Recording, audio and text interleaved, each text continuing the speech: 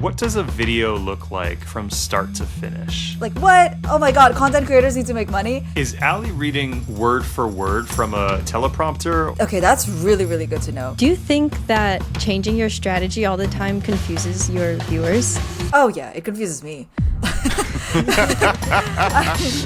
My guest today is Becky Isjwara. She is the head of YouTube for Ali Abdaal, who apparently is also a listener of the show. I'm excited for this one. We really jammed out about titles and thumbnails and what works and doesn't in the educational world here on YouTube. So please enjoy this interview. All right, Becky, welcome to the show. I'm so excited to have you for two reasons. Firstly, because you are the first person that we've met from producing this show. Like, you reached out to us after the show went live, and so you are the first one, and now we're meeting through that, which just proves like this show is doing the purpose, like it's serving the purpose that we made it for, which is making really cool connections, meeting new people, getting our voices out there. And then the second reason is you're just like really impressively interesting. You have a lot of things going on. But at the forefront of it all is you are the head of YouTube for Ali Abdaal. Yes. No, your show is great. Ali actually sent me your episode with Eric the same day it popped up on my feed. So What? Yeah, he knows you guys exist. That's exciting. Hi, Ali. Welcome to the show. Thank you for watching. This is so cool. Tell me about how you got started working with Ali. I've read your Substack. I found it pretty interesting. You've got a unique story. I'm curious to hear it. Yeah, that was such a happenstance kind of story. So I was, maybe like many other folks, curious about this online creator world, especially during the pandemic. I was working a very corporate job. I was a financial and banking reporter for S&P, like the S&P 500. That's who I was working for. And then Ali was like, if you create a video every single week for like 2 years, it's going to change your life. And I was like, yeah, cool, I'll take it, whatever. So I started creating online, and then I was publishing a YouTube video every week. Didn't get very far. Found this online writing course instead from David Perel, who's also pretty much in this creator space. So I worked for his course, like kind of like on the side, for about 2 years until it shut. And then Ali moved to Hong Kong, and I sort of kind of heard through the grapevine. Well, he was looking for a YouTube producer in Hong Kong. And then this prolific online creator, Paul Millard, messaged me to apply. And I was like, I don't know if I want to quit corporate. Sorry. Yeah, you were going to say something. Like, the name is familiar. Did he write The Other Way or something like that? Is that the name of the book? The Pathless Path. The Pathless Path. Yeah. The Pathless Path. Okay. So the book that convinced Ali to quit medicine, like that guy. Yes. Okay, cool. Yanking people out of corporate 1% at a time. How did you know Paul? He reached out to you and told you to apply? We knew each other through writing, Substack, I guess. Yeah, that whole online Substack world. It's a lot smaller than it seems. I think everybody there kind of has an inkling of each other, which is really great. Yeah, I love hanging out on Substack. Yeah, Paul told me to apply. I was just like, I don't know if I'm ready to leave corporate. And then I applied anyway for a YouTube producer role and got rejected. And then I just replied that person, she's in as she used to be head of content for Ali. I was like, hey, thanks for the notice. And if you're in Hong Kong, like, would love to grab coffee or something. And then she replied me saying, oh, actually, we're looking for a writer soon. So that job application will go up any minute now. And I was like, this is all the information I need. I happened to be going to an Ali event that evening. So right after he finished talking, I like made a beeline for him. And I was like, hi, I'm Becky. I work for David Perel, and professional writer, and permanent resident. I don't need a visa. And that's basically all I said to him. And then he was like, oh, okay. So yeah, long story short, that's kind of how I landed here. 3 weeks in, he woke up at like 3 a.m. being like, oh my God, Becky should run the YouTube channel. And then that's how I got the job. Okay. Let me just make sure that I've got things clear. So you actually applied for another position. It was a no. Yeah, I applied for YouTube producer. It was a no. And then he put out an application for writer. And then it was a yes there. And then I end up getting the YouTube role anyway. Because he realized between like all the roles that he needed in Hong Kong at that point, I was his first Hong Kong employee. So I think he realized like, oh, actually the YouTube role is a little bit more urgent than the writer role. And that's how it happened. What a cool story. You actually met him in person, and then that's the connection, how it started. Tell me about your job. Like, you have the title of head of YouTube. Yep. Don't think we've spoken to a head of YouTube on any team so far. We've had heads of content, we've had creative directors. Where does your job title fit in the mix there? Yeah, I think what that means really is I look after the platform, because we have so instead of, I'm guessing a creative director would also be like looking at all the other platforms as well. And correct me if I'm wrong. I'm still new to this space. Like, I'm about like 9 months in, but yeah. So head of YouTube means like I just look at everything on the platform. I think we still turn to Angus a lot as our like unofficial head of content. The way Ali's team is structured is actually really, really flat. Like, the whole team reports to Angus, and that's so he knows everything that's going on, like both on the content side and the commercial side. So it's actually really helpful to ask him for some pointers in terms of direction, because he knows what the business side is, and we're not just like blindly doing content just based off of vibes. And yeah, so that's how it works. Like, we kind of at the moment still independently run each platform. So like our head of social, she's also based in Hong Kong. Like, she runs our like TikTok, Instagram, but we kind of sort of run independently, and we're trying to work together a little bit more to have a little bit more cohesion. We're not there yet, but I also look at the platform in terms of a business funnel. So I look after basically whenever we're doing campaign launches of what that strategy looks like on the YouTube side, like what kind of content needs to go out for YouTube Shorts, the YouTube long form, community tab posts, like literally changing the links on like the banner and changing also the banner image and all of that. And I think that's how it maybe be a little bit different from just a YouTube strategy person that picks out long form content. I think because of all the business side that's involved as well. When you're managing the YouTube channel, how do you think about it? How do you separate it so that it doesn't feel like an ad? I think the motto that Ali has always had is like he wants to make the content kind of like free for 99% of his audience, and then maybe the 1% that wants to pay has like has a digital support. So honestly, the stuff that he talks about, let me think about this. I'm asking this question because we're kind of going through a similar thing. We just launched a product, and like, yeah, it just feels like, oh, how do we make sure we don't turn in like the channel into an ad channel instead of like organic, which is what our audience is used to. Yeah. We do plugs on our channel, and you may have seen this here and there where like literally Ali it would literally be like a sponsor integration, but it's us going in the middle, and then Ali would just go like, oh, by the way, we're like launching something like really exciting. If you want to join the waitlist, like the link is down in the description below. Like, it would literally read kind of like an ad, but we would try to keep it brief. And we also put it like somewhere in the second half of the video usually, because the people that are interested in the program would usually be people who are like true core fans of Ali and would actually see it in the second half of the video. We don't push for the product so much. I think people also get miffed off by it. Like, we would just see some comments on the YouTube community tab being like, oh my god, this is too salesy, like you're such a sellout, all of that. So we try to be yeah, like what? Oh my god, content creators need to make money. We try to be, it's such a mind-blowing concept that we can't just like live off of brand deals. It's a tricky balance. It's interesting. It's a bit of a song and dance when it comes to putting ads in the content itself. And I waffle back and forth between like what the right approach is. Because if you look at like a Johnny Harris video, there's always an ad, and it's always within like the first 1 minute of the video. And you kind of know as the viewer, like it's happening then, and you can choose to watch it or skip through it. But it sounds like counterintuitive to put an ad that early in the video, yet he's still been doing it for the last couple of years. And I know Linus Tech Tips does something very similar. With us at the Mark Manson team, we tend to put it kind of in the middle, but that's not our own ad. Like, you brought up an interesting point where it's like if you're promoting your own content, you want to put it in the latter half.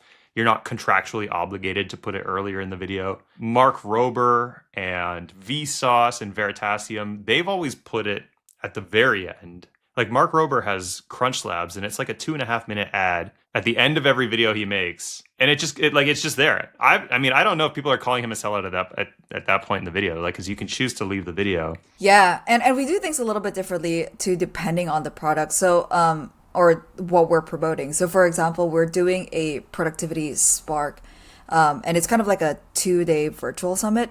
but it's completely free. So that we feel really comfortable plugging, because we're like, hey guys, enjoy this. It's free. And if you don't want it, you just don't sign up.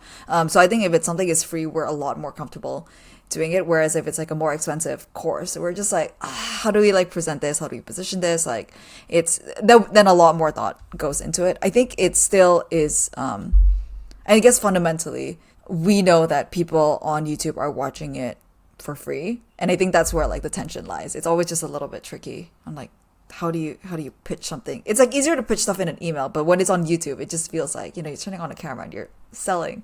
I think that part is I think we're still trying to figure it out as well. And we're just trying to go with like what doesn't feel icky. As non-scientific as that is, it is a pretty good barometer on like when we know if we went too far. What would you put something out for free for? You mentioned doing like a seminar or something coming up. Yes, so every single quarter we do a goals and reflections session.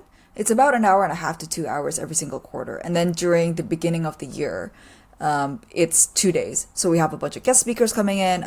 We have like Ali's wife, Izzy, like doing a little bit of like a vision board and vision setting workshop. And then Ali's also doing like a little bit of a workshop. Last year we had like 75,000 registrants coming to it for free. I think people just wanted to set New Year's resolutions. And I think it's something that Ali's always enjoyed as well. It's like to do goal setting and such. So these sessions, the quarterly ones, I believe he's been running for a while.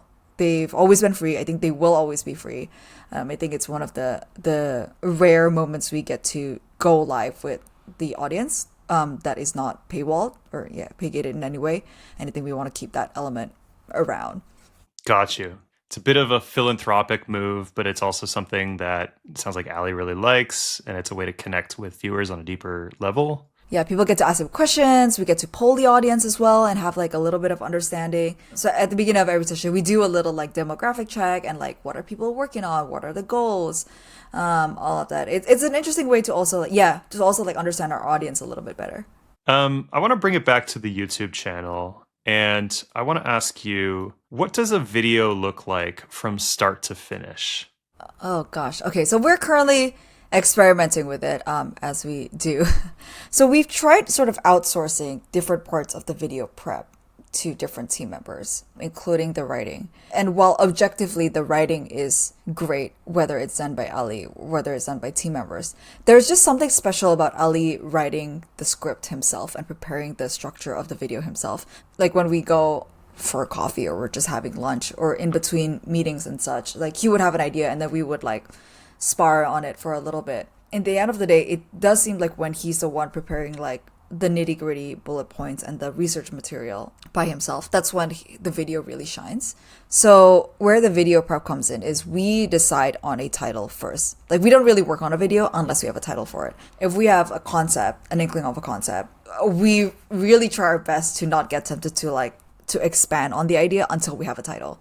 And then once we're convinced that that's a good title, then we would start talking about the contents and the outline of the video, the prep. Ali now has 2 filming days in his calendar, every Wednesday and Thursday. And those are his like YouTube video days. He kind of doesn't think about any sort of content outside of those days unless I'm poking him with like questions and I need like specific answers to be like, for example, like, hey, do we have the props ready for this week and all of that? So during that day, we start off with prep and then we kind of see where the day goes. But usually we're able to wrap up a video or maybe even 2 in a day.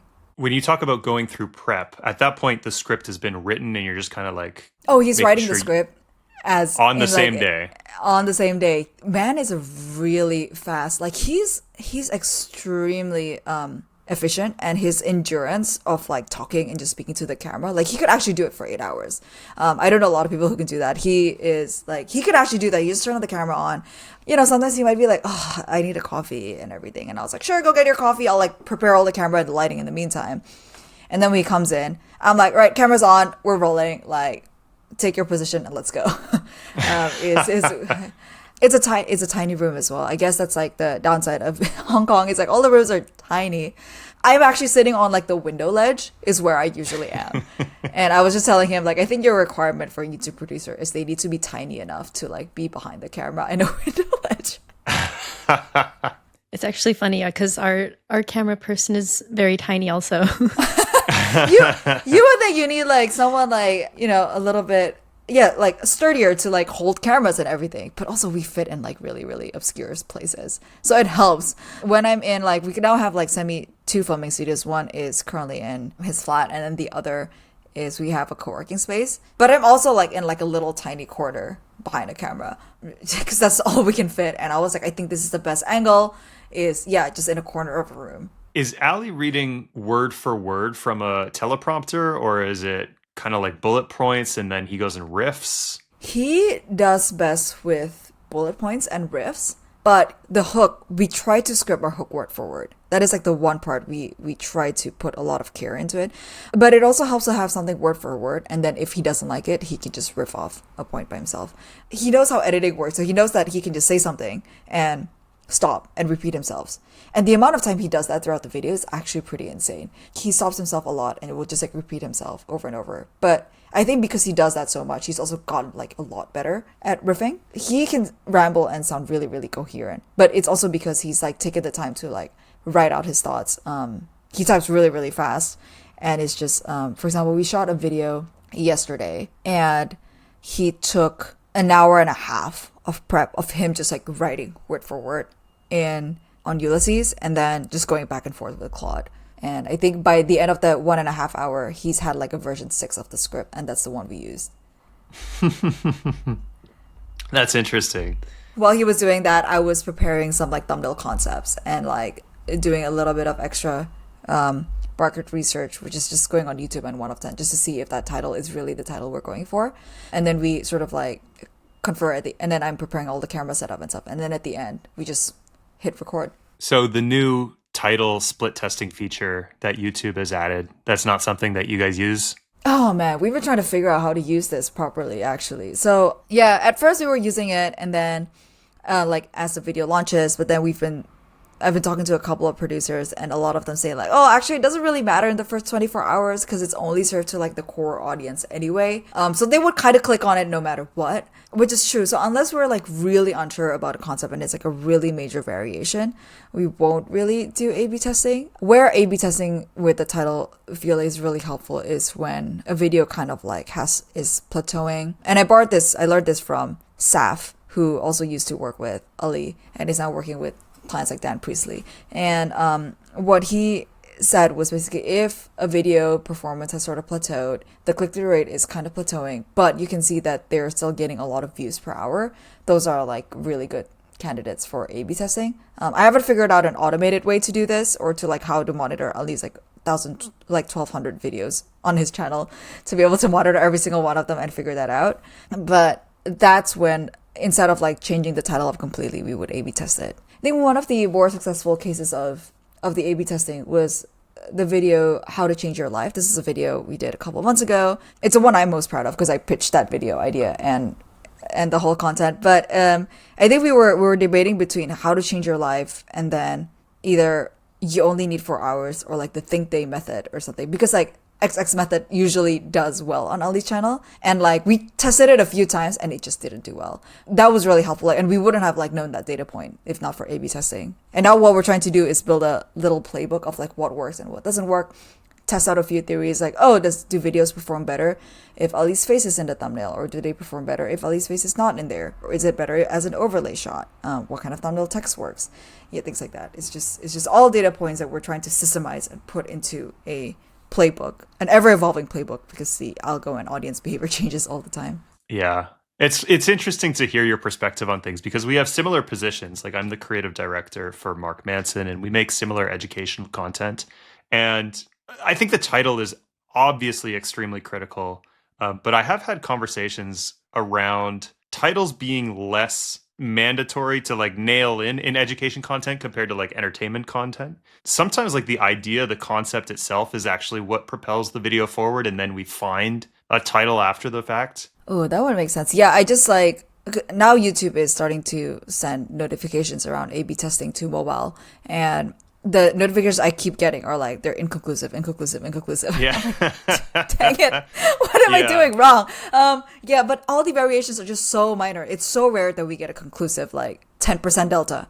Right. So I've kind of landed on this theory. If you're doing major changes, because YouTube Studio prioritizes watch time as the metric for success. This is true for thumbnails, it's true for titles. That is, if you're doing major changes, do it there.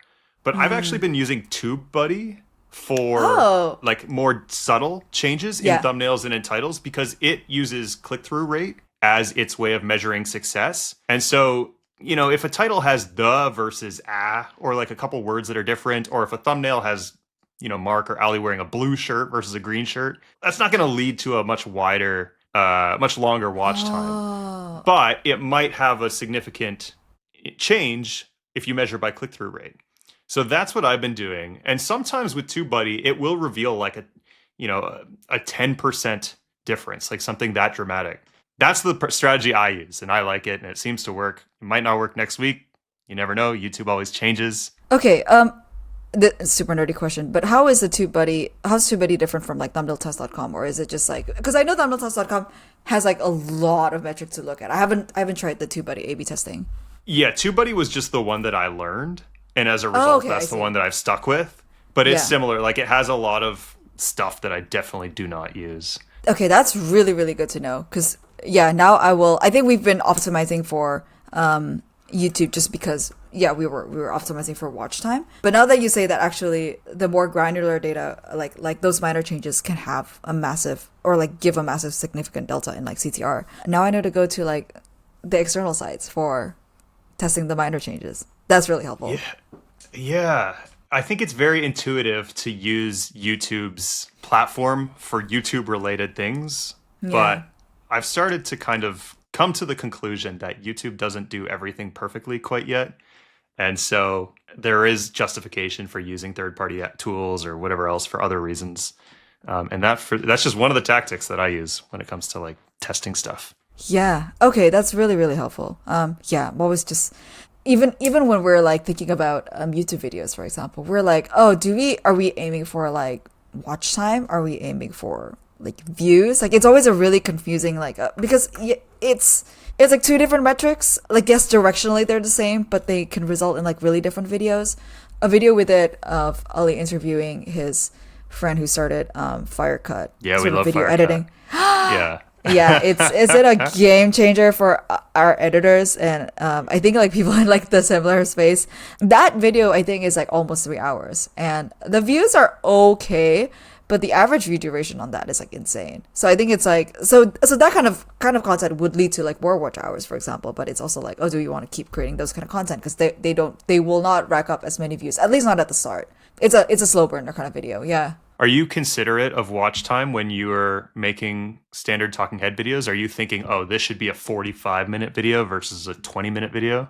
We went through phases. There was a phase earlier this year where we released like longer videos and we made it like 45 minutes. And like we were like, okay, for it to be a little bit rambly.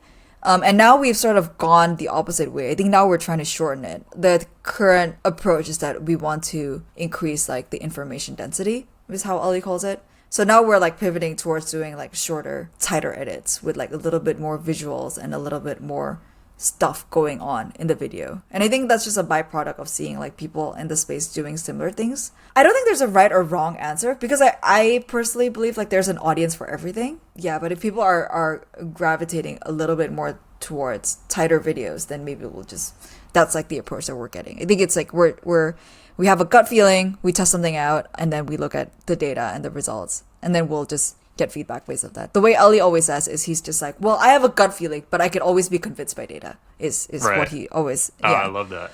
Yeah. I feel the same way. Yeah. Sometimes your gut feeling is like, it's accurate and you can just trust it, but then, data's the ultimate decider. Do you think that changing your strategy all the time confuses your viewers? Oh, yeah, it confuses me.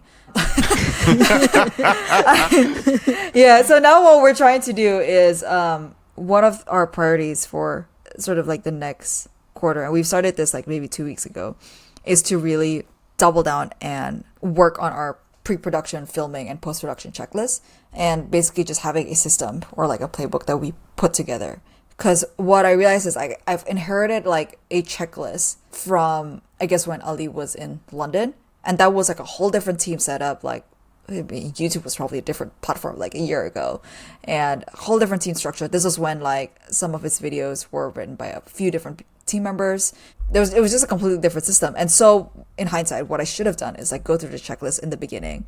And instead of going like, this doesn't apply to me because the team was different, what I should have done is like went to Ali and Angus and be like, okay, so what is currently working, what is not working, and where do we need to fill in the gaps? So it was only in the past 2 weeks where we sat down and we like looked through the checklist. And then like in the last 2 weeks, we had like a 1 of 10 video. And then the week after was a 2 of 10 just behind that 1 of 10. And then we were evaluating, why did that video go well? And we were like, oh, well, unconsciously we were following this checklist and therefore it worked.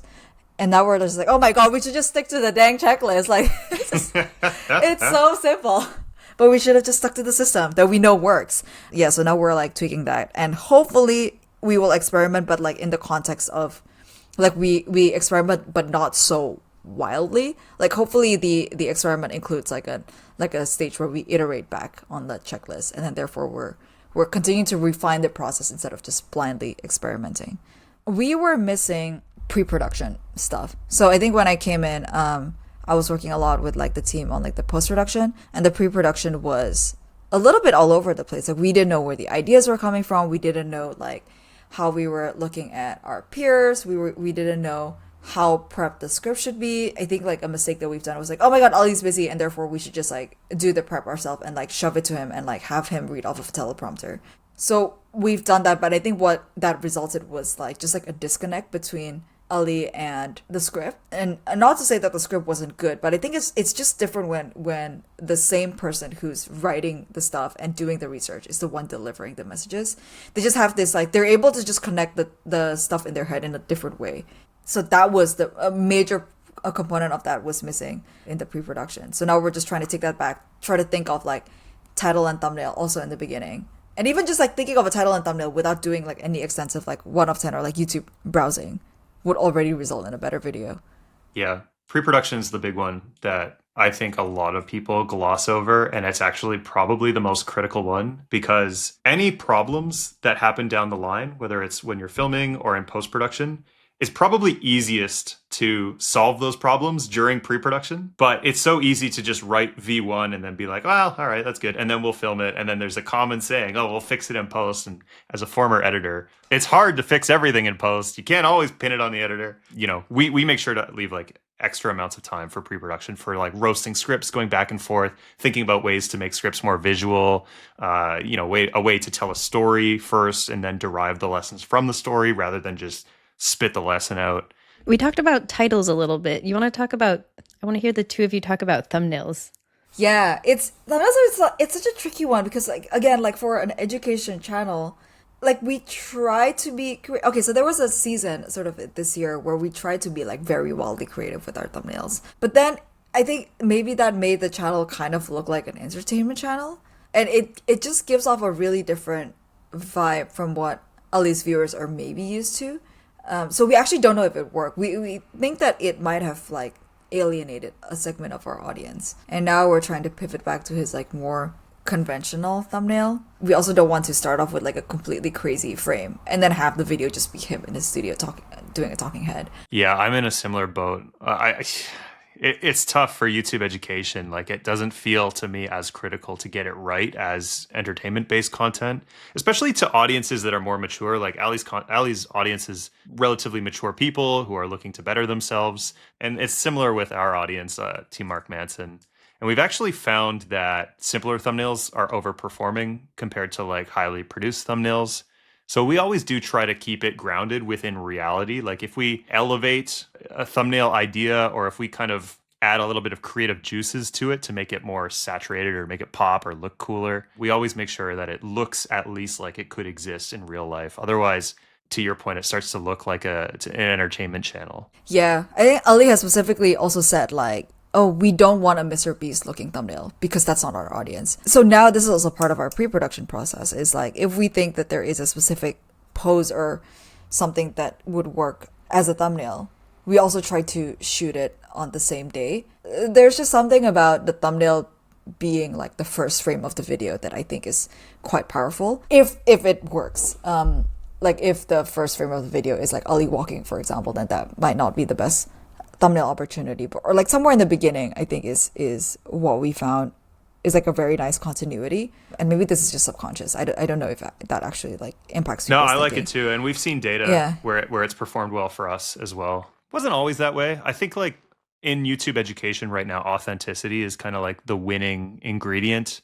Whereas maybe last year or 2 years ago, it was the information that was like the winning ingredient. So you'd have like a bunch of valuable information. You get it to the viewer as effectively and efficiently as possible. And then the viewer would be happy having learned 7 ways to be more productive. But now it's kind of like it's rooted in story and it's rooted in authenticity, because I think you could just go to ChatGPT and say, hey, give me 7 ways to be more productive. And then it spits out 7 ideas within 1 second. You don't necessarily need to watch a 20-minute video anymore to learn those tactics, right? We're always looking for ways to introduce stories or authenticity or to tell something in a bit of a creative way now.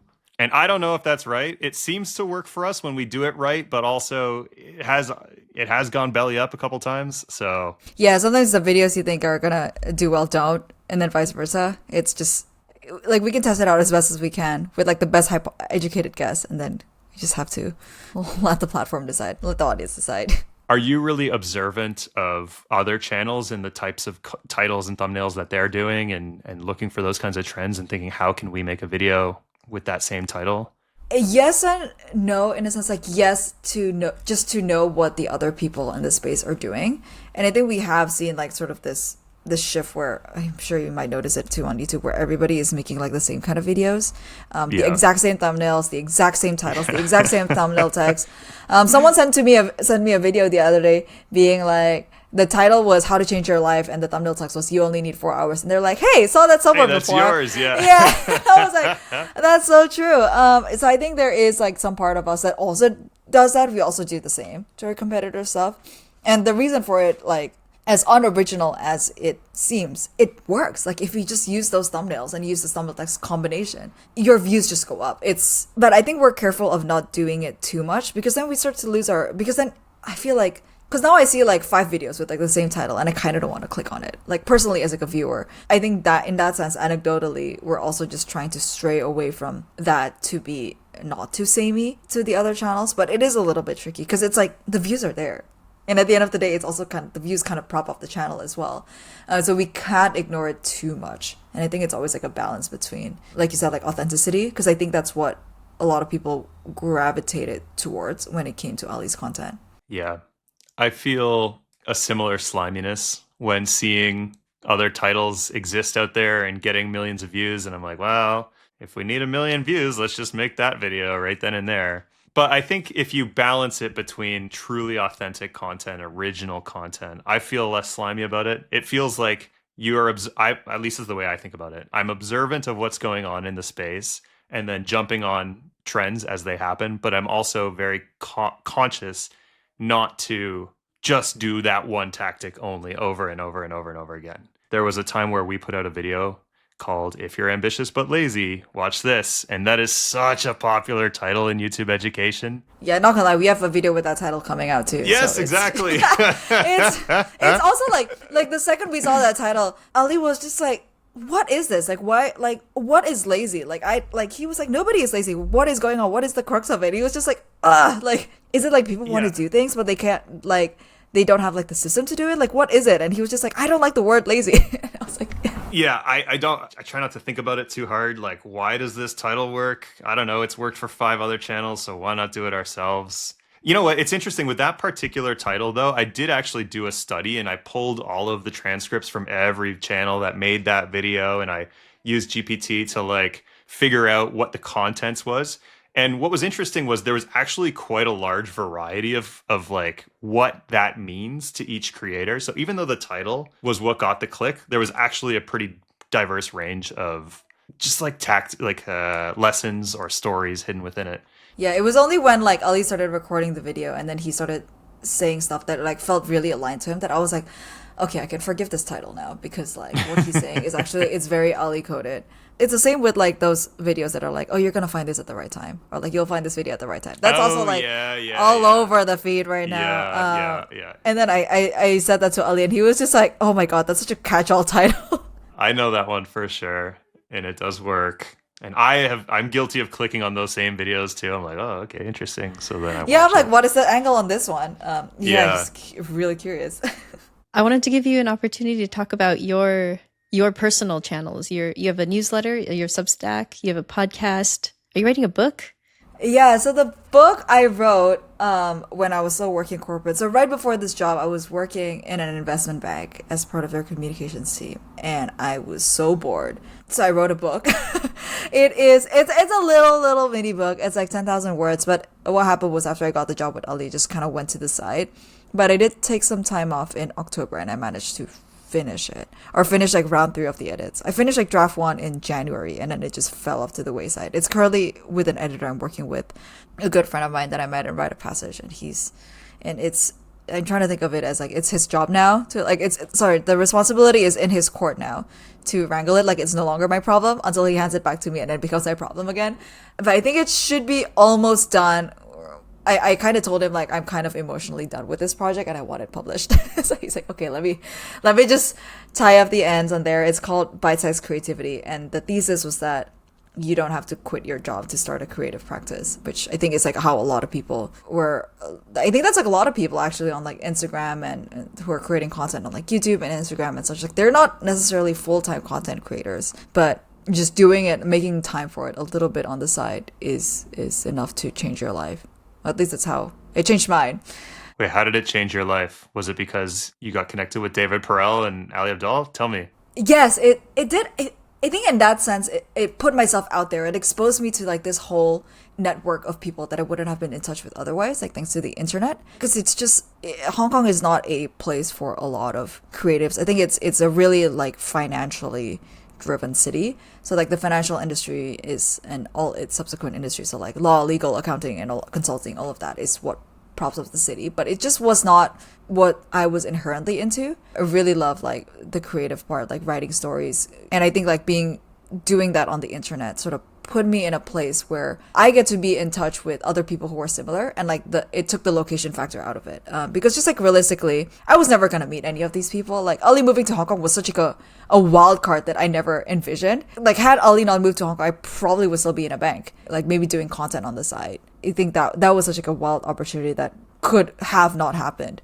And then I think also just it's not like I knew anybody from back home as well who are like in this like educational content space. Like I was born and raised in Indonesia, so I don't even speak English as my first language. So it's just the internet just made a lot of opportunities happen for me that I wouldn't have had a chance, like a shot otherwise. And that's how it changed my life. And that's why I'm always just like, just put yourself out there, like literally once a week for 3 years and see what happens. Oh, that's so cool. I mean, it's very similar to what started this podcast. I did a podcast episode for a friend of mine like a year and a bit ago, and it was my first time being a guest on somebody else's podcast, and I didn't have any high expectations or anything like that. I just found it a fun experience, and it eventually went live, and it got seen by 100 people. Like not a lot of people. By YouTube standards, that is a very, very, very small video. But of those 100 people, like 6 or 7 people actually reached out and said, hey, I saw your interview. I thought you did really interesting things. And now that person and I, we connected, we talked through WhatsApp. They're a strategist for someone else, or they work somewhere else in the YouTube industry, or we've met up with them at conferences or something like that. I actually got a speaking engagement opportunity at a conference because of putting myself out there. So I completely align with your messaging of, bite-sized creativity. This is what this podcast is about. It's not going to get millions of views. Like there's not that many people who find this content interesting, but of the people who do, what's going to come from this? Like you reached out to us from this podcast existing, and this is already a great little networking connection that wouldn't happen otherwise. Yeah, podcast is such a good excuse as well to like, it's a good setting to go deep into a conversation, which is funny because this could very much happen over coffee, but like having it scheduled and a predetermined topic for a podcast recording just means like you will talk about it and you will go deep. Yeah. Yeah. It's fun. I completely agree. Like I've been having these conversations with people for the last year and a half, and we just didn't record any of it. And it was a very fruitful conversation, and it's led to friendships and all these other kinds of things. So why not make a podcast out of it? It's a great way to network with people. It's a free consultation in many cases. Yeah. And it's really fun. I find it fun to like, we have a small team that we work with. They're all excellent people, and it's fun to like learn how to manage a team. Like there's some good skills being built from this podcast, despite it being still very, very, very small and just a side hustle for Olina and I right now. I completely agree. I feel the exact same way about the podcast that I have. Actually, in a really similar dynamic, because my podcast co-host was like the head of operations for Ali for about 4 years. So it's like a really similar, like I'm coming at it from like a content angle, and then my co-host Buff, she's coming at it from like an ops angle. Hey, I think she's also like worked us. with like, yeah, where she's just like, okay, but like what is like the email sequence that goes into welcoming a new audience into our newsletter? And I was like, I don't freaking know. Like, I was like, I just put the stuff that's like out there on the internet that people see. And Yeah. she's like, no, you need a welcome sequence, you need a funnel, like we need to start our newsletter and kit. And I was just like, girl, what? Like, I was just like, I'm just on Substack. Yeah, it's just really interesting because there's just so much. I think the creator industry has become like so big that now we are, I think, trying to like we're all trying to like operationalize ourselves. Like I think what started off as like a 1% operation is it just grew so big that it's now just like impossible for it to be a 1% thing. And so much more goes into it, like the business side, the accounting side, the like pitching side, the communication side. There's just so much to talk about. And then so my co-host and I, we were like talking about it anyway. And then I was just like, you know what, let's just do a podcast about it. I think it'll be cool. And then she was like, I would only do it if it focuses on like smaller creators, like people who want to start, but maybe not necessarily make it their full-time job. But yeah, really, we're just like having conversations and hoping other people find it useful. I do think that working for Ali is uniquely good for bite-sized creativity related stuff, because it just seems like that team, like Ali just really encourages everybody to have their own thing. I know like Tintin has a newsletter, and I know Saf does his consulting, or he's left the company, but he, had his consulting thing, and you don't see that everywhere on every team. So I really respect your team for having that encouragement to like go out and do your own thing and have a side hustle, and then everyone comes together for Ali's content.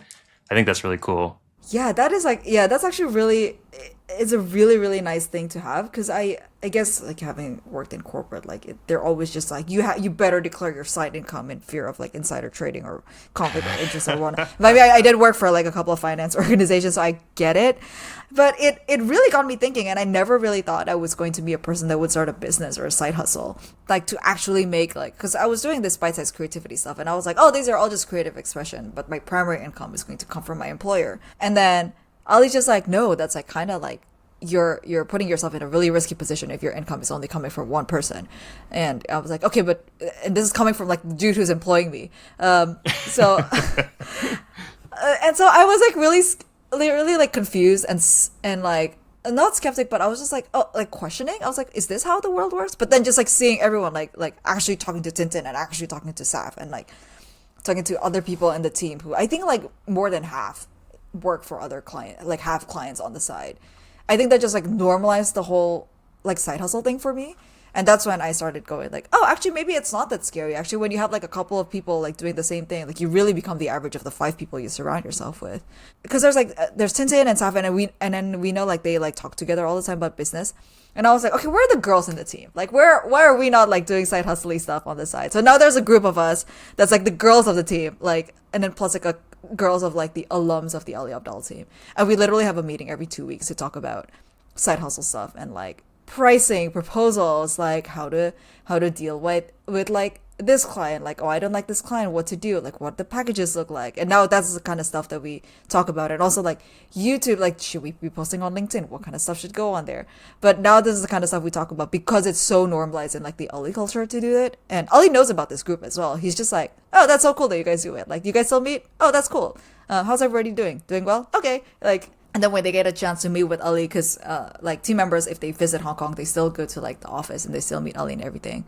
And then Ali would literally be like, okay, let's look at your offer and like let's go through them. Like, let's see. And then would like give tips on how to do like sales calls and stuff. Like he's extremely generous with his knowledge and his insights. Like he's never been like, oh, you must work for me and be only. Like I think from that angle, he's such a good like person to be around and an even better person to like work for.